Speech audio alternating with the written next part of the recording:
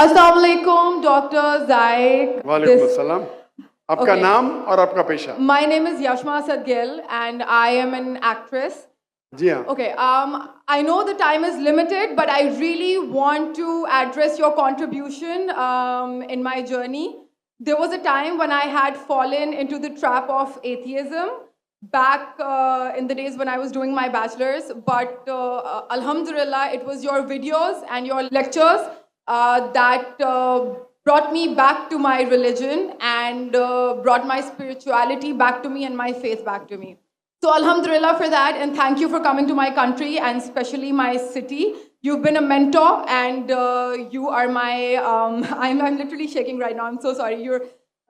Okay, so the question is, pardon me if I say anything wrong because my knowledge is limited.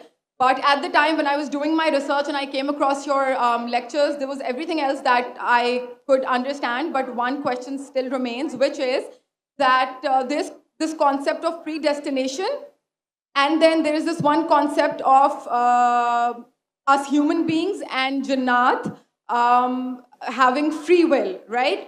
تو اگر سب کچھ پہلے سے لکھ دیا گیا ہے, اگر سب کچھ predestined ہے, تو جو کانسیپٹ ہے کہ اگر ایک چور کہیں پہ چوری کرتا ہے تو وہ تو پہلے سے نہیں لکھ دیا گیا تھا, اس کی اکاؤنٹیبلٹی کیا ہے اس میں فری ول کے حساب سے؟ بہن نے ایک اہم سوال پوچھا ہے اور وہ کہتی ہے کہ پہلے وہ ایکٹریس تھی اور وہ ایتھیزم کے جال میں پھنس گئی تھی, اور میرے کیسٹ سننے کے بعد الحمدللہ وہ واپس دین کی طرف رجوع کی اور اللہ سبحانہ و تعالیٰ نے ہدایت دی. ان کا مین سوال ہے کہ قدر کے بارے میں.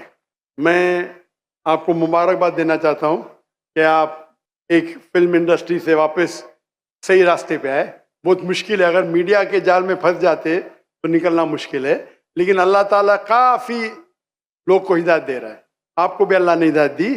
ان کا سوال ہے قدر کے بارے میں, اباؤٹ ڈیسٹنی, فری ول, کہ اگر اللہ سبحانہ و تعالیٰ نے میرے تقدیر میں لکھا کہ میں شراب پیوں گا اور میں شراب پیتا ہوں تو کون ذمہ دار؟ اللہ.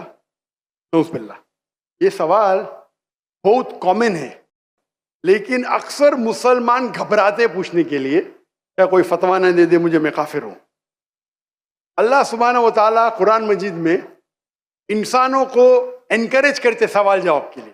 اس لیے قرآن مجید میں آپ پڑھیں گے 323 ٹائمز, 323 بار کہا گیا ہے کل, کالو, ان لوگ نے کہا, اور 323 بار اللہ کہتے کل, ان سے کہو.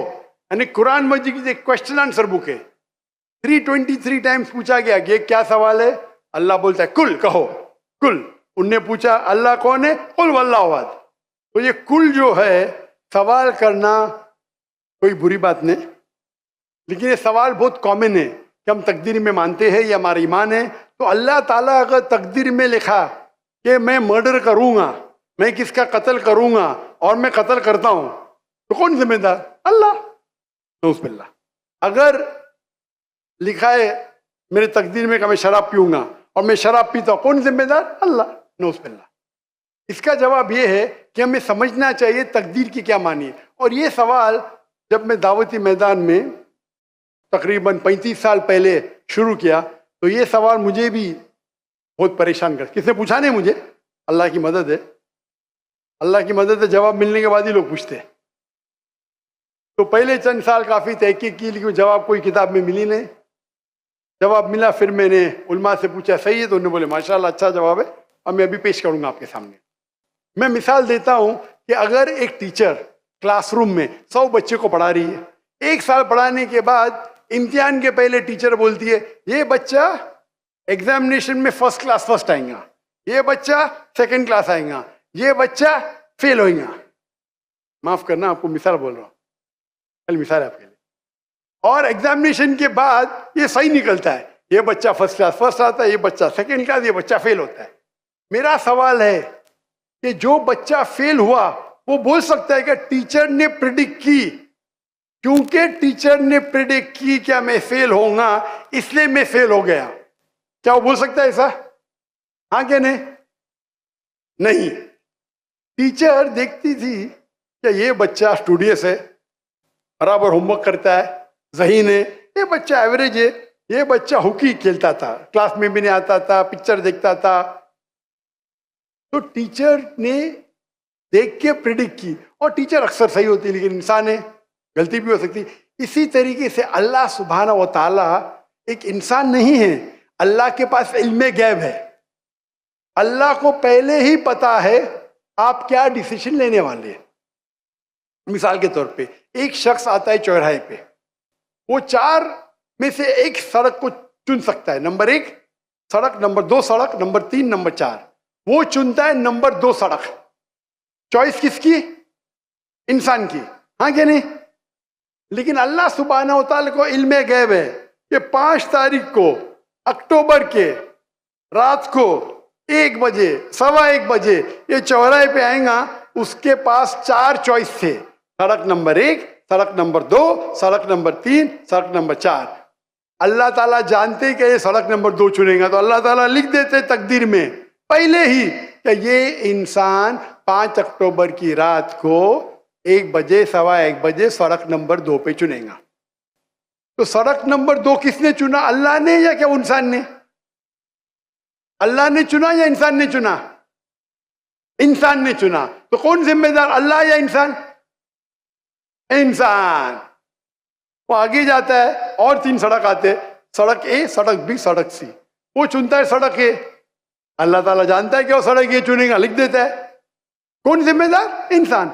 اللہ جانتے ہیں کہ گریجویشن پاس کرنے کے بعد وہ انسان ایمانداری سے کما سکتا ہے یا چیٹنگ کر کے کما سکتا ہے. وہ چیٹنگ کر کے کماتا ہے, اللہ تعالیٰ لکھ دیتے کہ گریجویشن کے بعد یہ انسان کو آپشن نمبر تھا, ایمانداری سے کمائے, چیٹنگ کر کے کمائے. وہ چیٹنگ کر کے کمائیں گا, ایڈوانس میں لکھتے.